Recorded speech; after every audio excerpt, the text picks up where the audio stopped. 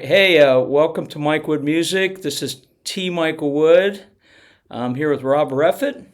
Rob, welcome. Hello, thank you. Yeah. Thank you, Tim. Rob is the one who recorded my dad's Up on Jackson Street CD and responsible actually for a lot of the instrumentation on the CD as well. I think so, yeah. Yeah. Yeah, I thought it'd be good to kind of get some insight to Rob, his background, the recording of Up on Jackson Street, kind of get a feel for all that. Sure. But before we get into that, Rob, why don't you tell me a little bit about yourself? Kind of, what was your background, kind of leading up to before you met my dad? You know, your musical background. Well, I got music somehow at a really young age. It hit me. I remember I was talking about this morning with my mother. When I was maybe 4, 5, I got a stack of old 45s from my aunt. And in that stack of 45s was the original Kansas City by Wilbur Harrison. No kidding. And that song grabbed me even at, again, about 4 or 5. That's the one that the Beatles end up redoing. Well, they did a different take version on it. Okay. This was the original Kansas City by Wilbur Harrison. Sounded a lot different than the Beatles. In fact, the Beatles version mixed 2 songs together. That's true. That's true. Yeah, But go back and listen to that. so that hit me, and somehow from that period on, I was just hooked on music. I got into it. The early '60s. I know all of that stuff, and I got into Motown and the Stones and the Beach Boys and the Beatles, of course, and that's where it all started with Kansas City. And then I picked up the guitar, I guess, when I was about 6. We had a family friend that played, and he showed me some chords. Then when time came to start school band, I was a percussionist in the school band. So I picked up drums then, and then at one point I decided I wanted to be a bass player. So I learned a bit about the bass, and I think when I was 11 years old, there was an organ player here in town, very good. His name was Don Miller.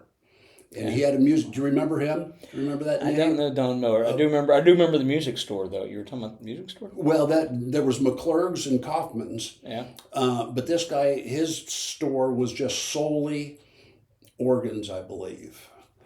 And so I took some music lessons from Don Miller when I was 11, and he's the person that taught me about music theory. And he taught me about the 1-4-5, making up a chord, the first, third, and fifth degrees of the scale, making up the major chord. And he taught me how to make the minor chord from that formula, from that scale. And it just opened up a whole world of understanding. And so it went from there.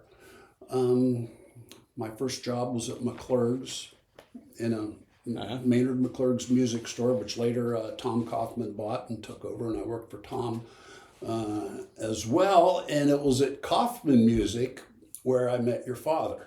No kidding. Yeah, he would come in and buy guitar strings, and so I got to know him that way. But I had no idea that he was married to your mother. I had no idea that your mother's family was the Smiths, which are kind of semi-famous here in Lancaster. Yes, exactly. And I had known Chrissy forever, and so when I found out that Mike was married to your mother, Patty Smith, it just opened up a whole new understanding for me of Mike. So it was kind of funny how that came about. But your dad and I struck up a friendship at Kaufman's when I worked there, and it just grew and grew and grew. And okay, cool. So you met him at Kaufman's. Yeah. And then at some point he must have approached you about wanting to do the CD. How'd that kind of come about? I think we had done a couple of little recordings together prior to that. Oh, you did? Whether Okay. maybe I forget. but I had just acquired all of this recording gear. And somehow through our previous association, we just decided we were going to do this project. He asked me to do it, and I said, yeah, I'd never done anything like that. And so we kind of, took it on, and I suppose it took us about a year, maybe, to complete. So, but before you got to the Up on Jet, you said there was a couple other recordings. There must have been, because something told us that we could work together and do this. Maybe he had. Oh, you know what? I had recorded Nick and Ann. Mm-hmm. And I don't know if, and Jim Shaw. Nick, Ann, and Jim Shaw had a little trio, and they came over here and recorded something back when I was still recording on 4-track cassette decks. And it came out pretty well, considering. And I think maybe that's where Mike got the idea that he wanted to do a project over here. I think that's kind of where it came from. Right. Okay. Did you know? So he did an album in 1974, Pilgrim's Road, and he did another album in 1980. Mm-hmm. And I know we recorded those, I think, like in Athens. I think so, yeah. I think they were both in Athens. I thought one was in Columbus, but Nick was saying they were both in Athens. Okay. But those were back in the 80s. But then what happened is he really never was aspiring to a new album or CD or anything, but he would like write these songs for special occasions. Mm-hmm. Yeah, exactly. So he wrote a song when my wife and I got married. He wrote a song when Scott and Kathy got married. He wrote a song for my sister when she got married. He decided he was going to write a song about his parents, so he wrote a song about his parents. Mm-hmm. So it's on the CD as well. Wrote a song about my grandfather on my mom's side, Ben Smith, and Benny and Bailey's. Benny and Bailey's. Yeah, so I want to ask you about some of those questions. But it was kind of interesting because over the course of, I don't know, 15 years or so, he'd been writing he'd just be writing these one-off songs. Right. And some point, he kind of decided, well, just to give a little background, I went to MBA school in the early 90s, and I always thought that he had enough for a CD. CDs were starting to, emerge at that point. And I actually did a little business plan for him back when I was in MBA school to say, hey, I think you could make a CD. But he said, yeah, I think I might do something. But I was curious as to like when he approached you then about the CD. Do you remember that at all? That's not precisely. Okay. Just not any more than what I just tried to recall and share. I can't remember precisely how it evolved, but somehow it did. Fortunately for me, because it was a great experience for me. So, what was it like working with my dad? It was wonderful. It was your dad is the most even-keeled.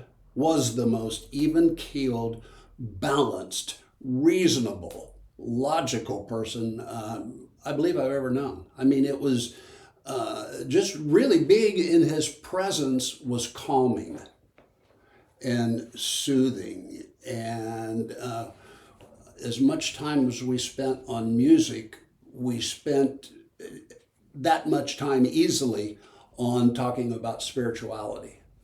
And we had a lot of things in common there. Some things not that we didn't have in common, but we had a lot in common there. And that was one of our favorite topics. We could sit here right where we are and talk for a couple of hours. Just a couple hours about it's interesting because some of the folks I've talked to said the same thing. Yeah. Yeah, they would play music, but they would spend as much time talking about life, spirituality. And with him being in the seminary previously, I really looked up to him, and I valued that sharing. And I looked to Mike as somebody I could absolutely learn from. And if I worked a little harder, I could probably be a little more like him. I could learn some life lessons from Mike, which I tried to. Yeah, I'm glad he went to seminary, but I'm glad he didn't finish too. That's what we talked about that from a personal as well. standpoint. He said, I like girls too much. Yeah. That's what he told me. And he talked about the politics as well.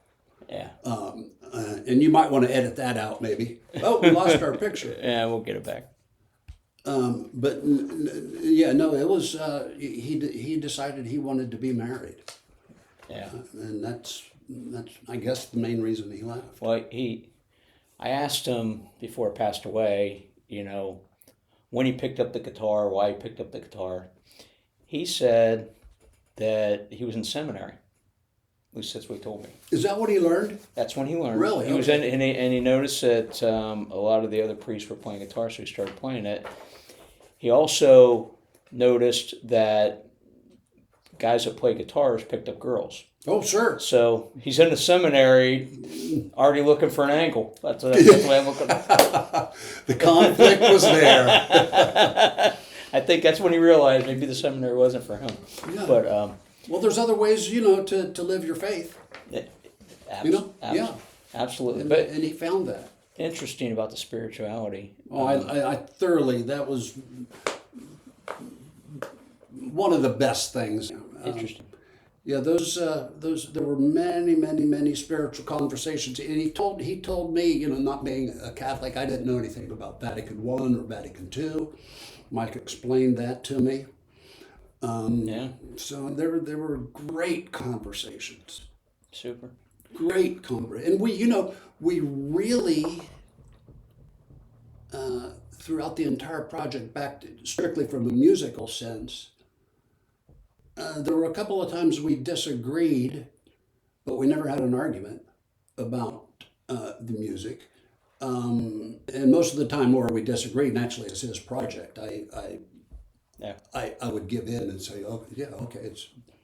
but we never had an argument over... So how did you go? So let's get into the Up on Jackson Street CD itself. So Yeah. how did you go about the recording process? I'm intrigued by this because I've seen like some recent, so George Martin, Glenn Johns.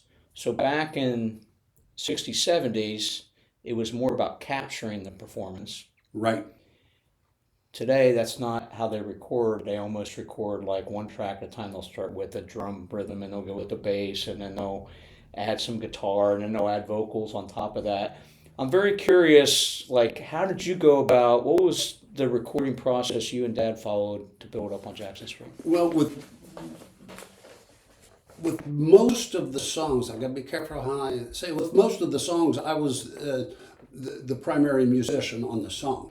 So we had to start with a click track or just a basic simplified drum pattern for me to play the guitar to. Most of the songs would have started with the acoustic guitar or a piano. Okay, so we had to start with, again, just that basic click or a basic drum beat for me to lay down the initial track, and then we would build upon that. And then once we got, a good idea of the structure of the song and so forth, then I could go back and make the drums more of a drum part tailored to the song as opposed to just a simple boom, chick, boom, chick beat, which so that would come later. Yeah, that would come later. But So did you do the acoustic guitar or Dad or both of you? I did most of the acoustic guitars, Okay. and I believe I believe we used his Martin quite a bit. Yeah. And I know I listened to the whole CD last night, like I told you, and I know there's a couple on I can hear my guitar, my Gibson, but I used the Martin quite a bit. It's interesting. Yeah, quite a bit.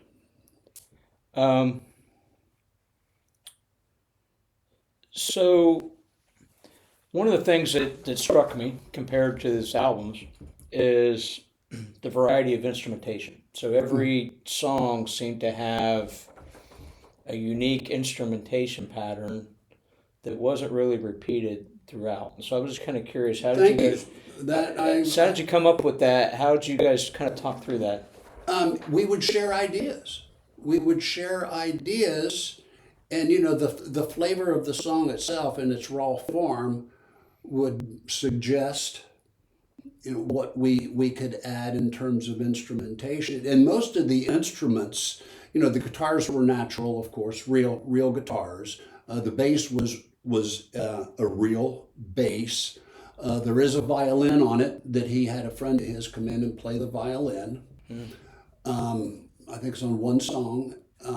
There is a harmonica that he had a friend come in and play. Was that Nick? Was that Nick doing the harmonica? I don't know. I know Nick did the harmonica on some of his albums. Did he? Yeah. Okay. Oh, you know what? I know what I'm thinking. You know what? I was going to ask specifically about Lady in Waiting. So Lady in Waiting was the second song on the album, and he wrote that about his parents' journey. And what is interesting about that one is every verse has a different instrument. So he has one where there's a banjo. Okay. I played because my grandfather played banjo. Was it your grandfather's banjo? I think it was my grandfather's banjo. I think he might pull it in, and I think there's one with harmonica. Yeah, but anyway, he had a different instrumentation. He specifically did, wanted something different in each. We did, yes, yeah. That was determined just through trial and error. Okay. What fit, what helped the song to move along, and flow. It was trial and error, and again, each part was structured with that specific song. I don't like generic parts. There are generic parts you can put in any song. Correct. I liked the idea, like George Martin. I liked the idea of having certain instruments that work best for that song, certain parts to go with that song. Mm-hmm. I like that idea, and so I'm influenced a lot by George Martin. That's one thing that strikes me is every song has its unique instrumentation pattern. I'm certainly not comparing myself to George Martin, but I got that mentality. You're influenced by him. Yeah, I was going to ask you what some of your influences were. Yeah, that was George Martin and the Beatles are my influences. Yeah, absolutely. And Boxcar Willie. No. No. Come on, he had some great commercials back yes, in he the day. did. Slim Whitman? As long as you're up at 1:30 in the morning, you'd see him. Yeah. Benny and Bailey's. Let's talk about Benny and Bailey's. Benny and Bailey's. So, obviously, you were able to weave in the beginning of the song, and at the end of the song, you were to weave in some recordings of my grandfather playing piano. Yep. At Old Bill Bailey's. How'd that come about, and then how'd you do it? Well, Mike had those cassettes. Okay. And we would just pick a section on the cassette and record that to. We had 16 tracks. We would record that piece. That song, I think it starts out with "In the Bar" over at. It does. It starts and ends that way. Yes. Mm-hmm. So I just chopped them up. There's a piece that sounds good, might sound good for the beginning, and then we'll close out the song with this other piece that he had recorded, and we just put the core of the song in the middle, in between that. So yeah, it was very simple. There wasn't really a whole lot of difficulty trickery. trying to blend all that stuff in. No. Those live parts were on their own track, and they could be adjusted accordingly and independently. Mm-hmm. So as I mentioned, there were a couple. He kind of built these songs over the course of 15 years, and yes. So as you expect, music changed, and trying to get it to all blend in together. Is there anything you did? I would say, obviously you were doing a lot of the instrumentation, but that you kind of collaborated on significantly while you were recording to kind of give it more of a, uniform flavor. Well, a lot of the piano parts, as I was doing them, I would like Mike here, because I'm not a piano player. So his input was good, and so most of those parts were thought up with him sitting right there, and I'd play a little something. What do you think? And he goes, nah. And we would just just work through it part by part and see what fit with what was going on with the song at that point. And it was that a lot of the piano parts were a collaboration.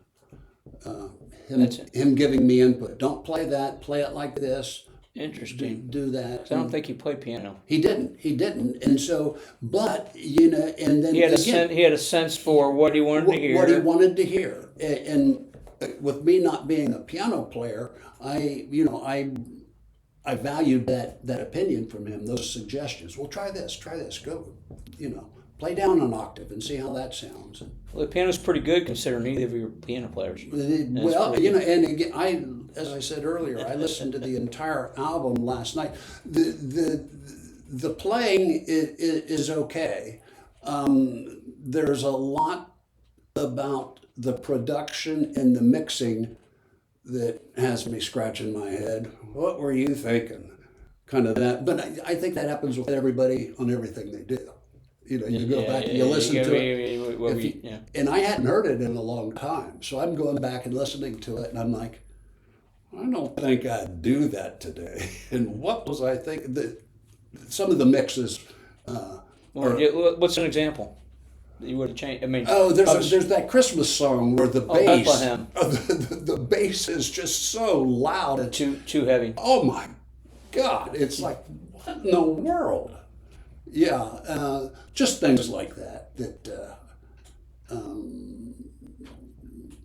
Those mixing decisions are. You do something different. Oh yeah. I would. Yeah, I wish I had the original tapes. If I had the original tapes, I'd remix. I do have the original reel-to-reel tape. If you can figure out. No, I've been looking everywhere trying to figure out how to translate these reel-to-reel. You check with Bob Competti at Interface Video. I did. Oh. I did. I know Bob. Yeah. Okay. Yeah. Does he have a reel-to-reel? No, they don't. They weren't able to. Yeah. He was able to translate some of the albums because I've got a bunch of cassette tapes of songs that I found that he hadn't recorded that I've been able to translate to digital. But reel to reel, I'm still struggling. Yeah. That's going to be tough to find a reel to reel. Yeah. So, but at least of these are of a higher quality. The CD is of a higher quality than the other stuff I've got. So, so I've got that going for it. One close to my heart, Everlove. That's a song he wrote for my wife and I. I was a big classic rock guy, so I loved the guitar. He had a version he played for me originally that kind of had the Syrian guitar solo, and then I think he removed it and it sounds better. The version that came out sounds better, but it was more of a practical guitar solo that you used. I don't know if you guys, you remember anything about the discussion about the guitar solo on that? So he had a version with a different lead break. Yeah, had a heavier lead guitar. Yeah, it kind of the guitar solo, if you remember in it now, kind of follows more in line with the melody itself. Whereas I think the other one kind of had more of a, going down the neck a little bit with a little bit of a little too flashy and a little flashier, out of place. flashier. Yeah. And I think he thought it didn't fit the mood of the song. He's right. I mean, I like the guitar so much, but it definitely. I was just curious if there's any discussion about that. That happens, and I've seen it happen with me quite a bit. I'll come up with something, and then after a period of listening to it, I'll recognize. Turn it back. Take it backwards. Take it down. Weed it out and filter it out and calm it down. So what do I want to say? That happens. It happens. I'll start with some. You don't remember any discuss? Just you felt like it. Well, I think he and I both.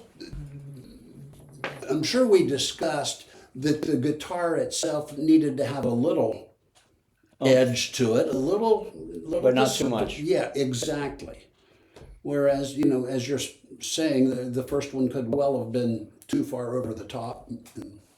Yeah. He probably said, "Rob, settle down. Do it over. I don't like it. Do it over." What was the most difficult arrangement from that CD, if you can remember? Is there something song you're working on, you just couldn't get it right? No, the first one, which I think was the first song on the album, I think is the first one. Irish Heart with the drums. Yeah, I think that's the first one we did. That's interesting because that is I don't say they're all out of character. It's a unique song in my dad's catalog because it didn't really use a lot of drums, particularly as a lead, right? Mm-hmm. Yeah, I just Yeah, I think probably that one. what made it difficult? Well, it was the first one, and we were just kind of, you know, working things out, and you know, I mean, I really can't remember which ones were the difficult ones. Now there was what was the one? What was the one you mentioned a minute ago that he wrote for you? Everlove. Everlove. Everlove's got some interesting things going on around it. Yeah, well, you got the main piano. You got the main piano line, but then and there's guitar parts playing around the piano, and so I imagine that one was challenging. They were all challenging, and you know they were. what about the any issues with the character of heart? That was the one with the saxophone. Because it had more of a 1940s, Yes, it almost sure did. Cotton Club type of Yeah, now feel to it. the sax player I'm thinking was Tom Schwederman. Yeah. Is that who's Yeah, it was. listed? Okay, and he worked at Kaufman Music. He was a band instrument repairman and a great tenor sax player. Oh my God, he played sax. I mean, the sax is amazing through that entire song. And it didn't take him any time at all to do it. Yeah, It I wasn't- mean, weren't you telling me it took like one or two takes? yeah, That was it. yeah. Came yeah. in, did his bit, and left. And left. You know, if that would have been a guitar part, it would have taken me about 2 weeks to get it. Oh yeah, because he plays throughout the entire Yeah. song. Yeah. It's not like just like he comes in as a solo. It's like the entire song. Yeah, he really did a phenomenal job. Now there is a song on it where there is a song where I think Jim Shaw did all of the music. It's a song he did it all on his keyboard. I'm pretty sure. And it's a song that I think Nick and Ann sing with. Maybe is that the one that's the one we're talking about? Maybe with Character of heart. yeah, with the saxophone. Yeah, I don't know. I think that's the one that Jim Shaw did all the music on. I'll have to follow up with Jim and talk to him about that. It might be in the liner notes on the original CD. Yeah, I'll have to look at It that. might be in the liner notes. I'll have to look at that. Yeah, there was at least one. I think one where Jim did everything except the vocals. Did you do? Because I don't think this changed, but you can help me out. He wrote a song for my mom called "Here Within," which is for his 25th wedding anniversary. Mm-hmm. So his 25th wedding anniversary been in 1990. Did you do that one, or did you redo that song? Do you remember? How's it go? Here within our love. Here within our love. Da, da, da, da, da. Yeah, we did that. Okay. Yeah. So was it different than, or did you do it back in 1990? And We did it for this project. oh, you did it specifically, so it's a different version It's than on. what he. So so what happened on our his 25th anniversary? We had a party for him at the KFC, Mhm. and he played it for. They kind of renewed their vows, and then he played the song for Mom. Mom had not heard it, Oh, so that was the first time he played it for her. okay. But you say you redid this for. We did it here. Yeah, Okay. a version of it. Yeah. Okay. Well, it's on Jackson Street, right? It is on Yeah, Jackson yeah, Street. yeah. Okay, yeah, yeah. on- We did. Yeah, we Yeah, did. they're kind of there's a run of songs. They got Mom's song, and then my song, and Scott and Kathy's song, and Amy and Dave's song. And I think there was a nylon string guitar on it. And he borrowed that Eh, nylon string guitar from Mrs. Lanning, Ray Lanning. Ursula Lanning, Yes, that was her guitar. council lady here in Lancaster. Pardon me? She was a council Was she? Okay. person, yeah. That was her guitar. That, Wow. That's right, because he used to play when he was playing St. Mark. He'd play. I think Ursula played with them a couple times out there. and there, I can't remember now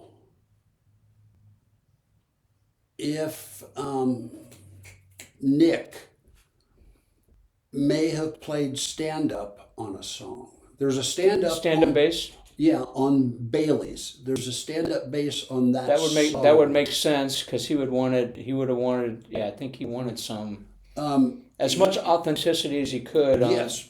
To that. Nick may have played that, or I may have played that, because I played stand up bass too. But I Nick might have played that one. Okay. Interesting. Okay, so do you have any personal favorites from the song? I listened to him last night. There's a song that Ann sings that has a synthesized kind of a fluty. Gifts. Is that it? Gift can be a wonder, and a gift can Yes, be. yes, yeah. That. You know, I really like. They're great songs. Each song has a little memory with it. But I like that one a lot. I like the texture, the way it came out. I released that song a couple weeks ago, Did you? and there's a version of that on his second album, Conversations. I don't know if you know that, but it is they're different. So the one on Conversations is kind of just acoustic guitar, and it's a lot faster. It's less than 2 minutes. It's only 2 verses, and the version you have that we recorded on Jackson Street is 3 verses long. It's slower, and there's some different instrument. You've added some other things to it, but it's interesting to compare the two. What's the song? Is it Jack Be Nimble? That? Yeah, that's Give Your Hearts to Love. That's for Scott and Kathy. That's That is right. Velveteen. Yeah, his favorite book was A Velveteen Rabbit, Yes. and so he very much has that in mind with the Yeah. words. Well, each song was unique, and I liked them all. I really did. I didn't think there was. Didn't have a favorite, or you like the gifts, but Yeah, the one we discussed. Yeah, there was something in each of them that just was really catchy. okay. Yeah. Well, of course you did Danny Boy. Well, back up. Back up. How can we forget Danny Boy? Danny Boy is my favorite song on the album. Absolutely. Yeah. Absolutely, without question. Yeah. Your dad's vocal on that is just as good as any version I've ever heard. His vocal. Yeah. Yeah, I'm glad you Yeah, threw that out. it really, after we talked about that about a month ago or so, I went and listened to it, and it is amazing. It really is amazing. I told you it was interesting because he used to play that song at Old Bill Bailey's, I know. but he would not play it like it is in the album. He would have the beginning is slow, but then he would kick it into a high energy clap along romp. It was Really? interesting, yeah. Oh Danny boy, oh Danny boy. Now, see, I would have to say, Mike, that's sacrilegious. That's sacrilegious. My guess is that you would have a long 2 hour discussion on that Yes, one. yes, we would.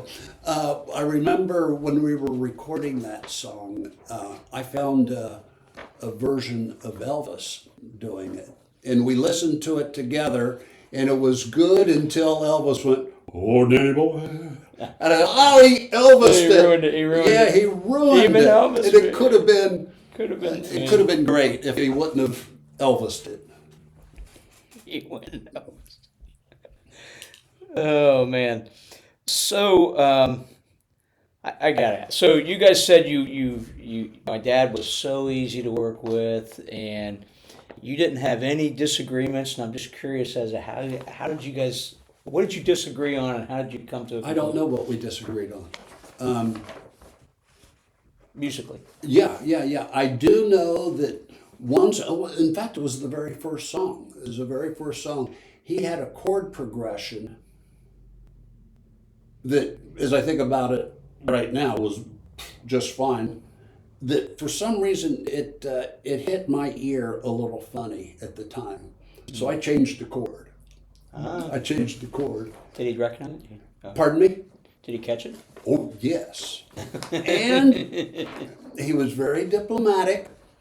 See, Like that's what I want to. I want to hear because I know my dad is, but I'm just he curious. was very diplomatic, but there was a tone of voice that I could tell he didn't like it, and so I didn't do that again. Did the teacher come out? Yeah, I did not. Yeah, that's the only liberty I took, and again, I sensed immediately he didn't like it, and so I didn't push that button. Didn't push that button again. All right. But no, really, we got along really, really well, and a lot of it was about his demeanor. I mean, there were some things on the CD that I was probably heavy-handed on too much, kind of, yeah. But he just, because of his demeanor, we never had an argument. We never. So, if I remember from Dad, he said you're very much a perfectionist. Is that Well, true? Is that a true statement? Yeah, and that's good and bad. No, I was just curious. So was my dad the same way, or was he? Your dad, yes. Well, yes, but he was understanding that all I wanted to do was get it right. There were things that he would be singing, and there were some vocal parts that we did 10 or 15 times until we got it where, okay, that's where it is. And he was very patient with me on that. Some people aren't. He was very patient. And he was a patient guy. He was extremely patient, diplomatic, was always looking for a way, common ground. Yeah, he was just stress free to work with Mike. Yeah. So we discussed a little bit earlier. You just listened to it for the first time in a while. In a while. But I remastered it. So Yeah. I was curious, with modern technology, I remastered it through iMixio, which is an AI-based program, enhances sound. I was curious to get your feel of the remastered version versus the original version. The main difference is it's just a little bit louder, your remastered version, and there's a little more bottom end, which Gives it a more complete. yeah, it was just fine with me when I heard your version. There was the bottom end was not too much, and I knew after some time. I told you this when we ate lunch. I had a slight hearing loss in my upper frequencies. Okay, at that time when I recorded and mixed this, that I was not aware of. And so consequently, what can happen is because I have a loss in those frequencies, I would tend to boost those frequencies to compensate for what I wasn't hearing. And because you boost some of the upper frequencies, it can diminish the impact of the lower frequencies. And so with this new remaster, they've brought up the lower frequencies to go better with what I boosted, I suppose, in the upper frequencies. But it sounded better, your version. Have you, so you worked with my dad. Um, you've worked with others, and I compare and contrast kind of working with my dad versus others recordings you did. Well, some people will just simply will not be patient with getting it right. They just won't. They just, they're just not wired that way. They one or two times, and their patience has been exhausted, and that's what I find a lot. That's what I find a lot. Impatience and people listening and saying, "Well, that's okay." Where your dad didn't want okay, he wanted it right, and so did I, and so did I, and so again, he never had a problem with indulging my pursuit of what I interpreted, what I thought was perfection, which by someone else's definition, it may have fallen far short. Any other, it's been a few years. Any other final reflections from those recordings back in the 90s and that whole experience with my dad that you want to share? Just what we've already touched on, the spirituality was every bit as gratifying as the musical exchange. Again, because I looked up to him, and I saw him as somebody I would do me well to attempt to be a little more like that. My best memories of Mike, very best memories of Mike, was just how level-headed. He did get mad at me one time. Okay. It was over at his house, and I think it was Christmas night. He had a big party? Was it Christmas night each year, or was it Christmas Eve? I think it was Christmas, usually Christmas Day, but it could have been Christmas Eve. I think it extended. At any rate, I was over there for a party, and there was a bunch of people there, and I'd had a couple of drinks. I can't remember. Which is a sign that maybe you had a couple of Yeah, maybe a couple more than I recognized. No, I was pretty lit up, and I was joking with one. He and Patty had gone up to sleep, and I was with Chrissy. Chrissy was there, and we were joking around. And there was a couple of kids there, younger kids, not little kids, but teenage kids, and one of them changed the music that Chrissy and I were listening to. Was listening to. And I jokingly said, "I'm going to cave in your skull." Just throwing it out, just being a clown. I wasn't serious, and the kid knew I wasn't serious. But Mike heard it upstairs, and he had a word or two to say about it. No kid? Yeah. He wasn't pleased. He wasn't pleased. Yeah. But that's the only time he ever, only issue we ever had. Well, I appreciate to my knowledge.